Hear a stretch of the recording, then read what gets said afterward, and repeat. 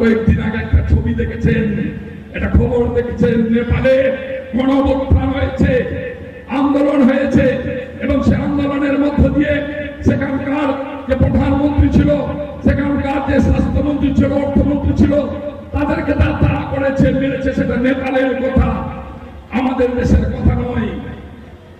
একজন বেঈমান মির্জাফরের বাচ্চা ভাটপাড়াতে বারাসাতের বসে বলল, পশ্চিমবঙ্গের মানুষকে উস্কে উস্কে বলছে যে মমতা ব্যানার্জি সাবধান, এখানেও গণঅভ্যুত্থান করে পশ্চিমবঙ্গের বুক থেকে তৃণমূলকে সরিয়ে দেওয়া হবে আর তোমাদের অবস্থা করা হবে ওই সেই নেপালের মতো।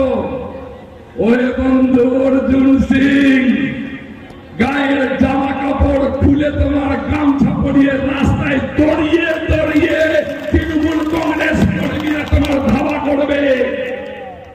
এটা তোমার গুজরাট। বিজেপি নেতা অর্জুন সিংকে জামা কাপড় খুলে গামছা পরিয়ে দৌড় করানোর হুঙ্কার তৃণমূল কংগ্রেসের মালদা জেলা সভাপতি আব্দুর রহিম বক্সির বিরুদ্ধে। বিজেপি নেতা অর্জুন সিংকে জামা কাপড় খুলে গামছা পরিয়ে দৌড় করানো হবে। মালদা রতুয়া 2 নম্বর ব্লকের কুমারগঞ্জের একটি জনসভা থেকে এই হুঙ্কার দেন তৃণমূল কংগ্রেসের মালদা জেলা সভাপতি আব্দুর রহিম বক্সি। জেলা তৃণমূল সভাপতি আব্দুর রহিম বক্সি বলেন, নেপালে গণঅভ্যুত্থান হয়েছে আর ভাটপাড়ার অর্জুন সিং ভাটপাড়ার মানুষকে উস্কানি দিচ্ছে এই রাজ্যে এই পরিস্থিতির মতো তৈরি করার মতন। তৃণমূল কংগ্রেস কর্মীরা যদি খেপে যায় তোমাকে জামা কাপড় খুলে গামছা পরিয়ে দৌড় করিয়ে ধাওয়া করবে।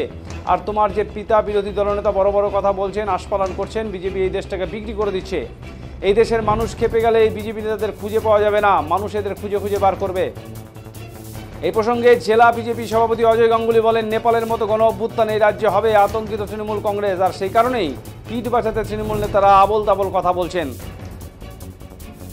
এই নিয়েই শুরু হয়েছে মালদা জেলায় রাজনৈতিক বিতর্ক। ছবি দেখেছেন, একটা খবর দেখেছেন, নেপালে গণঅভ্যুত্থান হয়েছে, আন্দোলন হয়েছে এবং সে আন্দোলনের মধ্য দিয়ে সেখানকার যে প্রধানমন্ত্রী ছিল, সেখানকার যে স্বাস্থ্যমন্ত্রী ছিল, অর্থমন্ত্রী ছিল, তাদেরকে তাড়া করেছে, মেরেছে। সেটা নেপালের কথা, আমাদের দেশের কথা নয়। একজন বেঈমান মির্জাফরের বাচ্চা ভাটপাড়াতে বারাসাতের বসে বলল, পশ্চিমবঙ্গের মানুষকে উস্কে উস্কে বলছে যে মমতা ব্যানার্জি সাবধান, এখানেও গণঅভ্যুত্থান করে পশ্চিমবঙ্গের বুক থেকে তৃণমূলকে সরিয়ে দেওয়া হবে আর তোমাদের অবস্থা করা হবে ওই সেই নেপালের মতো। ওই বন্ধু অর্জুন সিং, গায়ের জামা কাপড় খুলে তোমার গামছা পরিয়ে রাস্তায় দড়িয়ে দড়িয়ে তৃণমূল কংগ্রেস কর্মীরা তোমার ধাওয়া করবে। এটা তোমার গুজরাট নয়, এটা পশ্চিমবঙ্গ। এই পশ্চিমবঙ্গে আন্দোলনকারীরা তাদের বুকের রক্ত ঢেলে দিয়ে ভারতবর্ষটাকে স্বাধীন করেছে লড়াই আন্দোলনের মধ্য দিয়ে। তোমার মতো অর্জুন সিং এর জন্য নয়। আর তোমার যে পিতা এখানে বসে বিরোধী দলনেতা হিসেবে নিজেকে বড় বড় কথা বলছেন, আস্ফালন করছেন, আজকে ভারতবর্ষটাকে বিক্রি করে দিচ্ছে।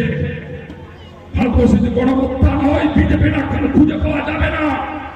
যদি নেপালের মতো গণঅভ্যুত্থান ঘটে, দেশের প্রধানমন্ত্রী, দেশের স্বরাষ্ট্রমন্ত্রী আজকে বিরোধী দলনেতাদেরকে ভারতবর্ষের মানুষ খুঁজে খুঁজে খুঁজে খুঁজে বের করবে আর তাদের চরমতম শাস্তির ব্যবস্থা করবে মানুষের সামনে।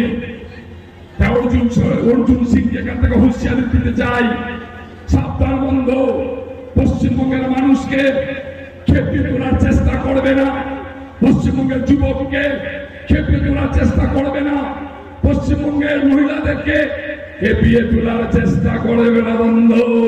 যদি পশ্চিমবঙ্গের যুবক একবার খেপে যায়, তোমার বাড়িও থাকবে না, তুমিও থাকবে না। তোমার সাথে যেগুলো লোক ঘুরে বেড়ায় তাদেরকেও ভাটপাড়ার মাটিতে, কলকাতার মাটিতে খুঁজে পাওয়া যাবে না। যদি তৃণমূলের যুবক খেপে যায়, তৃণমূলের ছাত্র খেপে যায়। নেপালের যে মানুষের আছে তারা গণঅভ্যুত্থান করেছে, তাদের দেশের ব্যাপার। সেখানে দাঁড়িয়ে বাইরে দিয়ে বলছে যে পশ্চিমবঙ্গে নাকি দুর্নীতি হয়েছে, এখানে নেপালের মতো ব্যবস্থা করতে হবে। যুব সমাজ জেগে উঠো, ছাত্র সমাজ জেগে উঠো। তো গোটা ভারতবর্ষ তাকে বিক্রি করে দিল বিজেপিরা। ও 3 বার দল বদল করছে। ওর পার্টি পরিযায়ী শ্রমিক নামে বাঙালিদেরকে খুন করছে। বাংলা ভাষা বললে তাকে কুচু কুচু করে কেটে ফেলছে।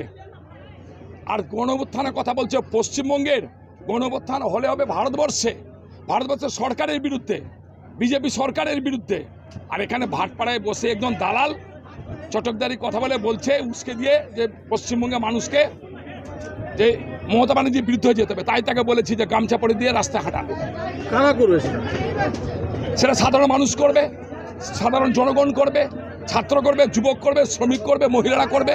তাদের কাছে আমি আবেদন রেখেছি যে এই ধরনের একজন দুষ্কৃতী যার বক্তব্যের মধ্য দিয়ে আজকে গোটা পশ্চিমবঙ্গে অশান্ত হয়ে যেতে পারে, এরকম দুষ্কৃতীকে একটা চরমতম শাস্তির ব্যবস্থা করতে হবে সাধারণ মানুষকে। নেপালের যে মানুষেরা আছে তারা গণঅভ্যুত্থান, দেখুন, নেপাল, শ্রীলঙ্কা, বাংলাদেশ এইটা নিয়ে তৃণমূল কংগ্রেসের চিন্তার থাকার কারণ সমস্ত জায়গায় সরকারি দলকে যেভাবে গণ অভ্যুত্থানে মানুষ মেরে রাস্তায় নামিয়ে নদী পার করেছে এবং লুট করেছে, তাতে এই যে সরকার চলছে এই সরকারের প্রতিও কিন্তু মানুষ একই রকম বীতশ্রদ্ধ।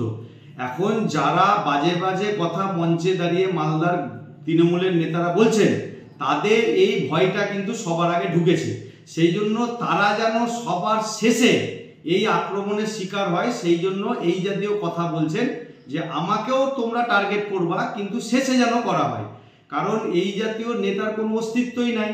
গত লোকসভা ভোটে দেখেছেন আপনারা যে লোকসভার যিনি ক্যান্ডিডেট, তিনি এই জাতীয় নেতাকে সঙ্গে নিয়ে ভোট প্রচারে বেরায়নি। তার মানে তার দলের লোকই তাকে বিশ্বাস করে না। এই জায়গা থেকে দাঁড়িয়ে তাকে এই জাতীয় কথা বলতে হবে কলকাতার নেতার সম্বন্ধে, না হলে তিনি তার দলের যে ওনার অস্তিত্ব নাই এবং লোকের কাছে যাবেন কেমন করে। তাদের যে গাছে বেঁধে রেখে নিধান দিবে, এটা এখন শুরু হয়েছে 24 পরগনা, হাওড়া, মেদিনীপুরে। এরপরে গঙ্গার এপারের দিকে আসবে, কুচবিহার থেকে শুরু হবে। লোকে বলেছেন তারা যা দুর্নীতি করেছেন, এই দুর্নীতির তো কোনো ক্ষমা করবেন না। সাধারণ মানুষ নেপালকে দেখে উৎসাহ পেয়েছেন, সেই জন্য আতঙ্কিত হয়ে মালদার যারা তৃণমূলের নেতা তারা মঞ্চে এই সমস্ত আজে বাজে কথা বলতে আরম্ভ করেছে।